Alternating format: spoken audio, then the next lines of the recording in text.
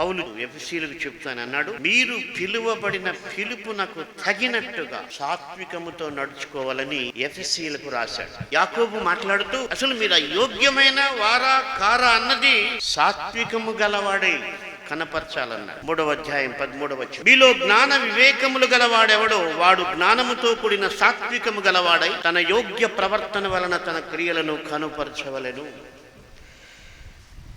కాబట్టి ఎవరు యోగ్యుడు అనేది నీ సాత్వికం వల్ల నువ్వు తెలియచెప్పాలి తప్ప వేరే విధంగా తెలియచెప్పలేదు.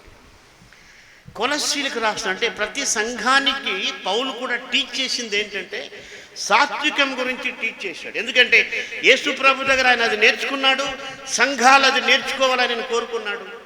అయితే మరుగున పడిపోయినాయి. ఆ టాపిక్ ఎవరు చెప్పరు, ఎందుకంటే ప్రతి ప్రసంగికునికి కోపం ఎక్కువ చాలా మంది.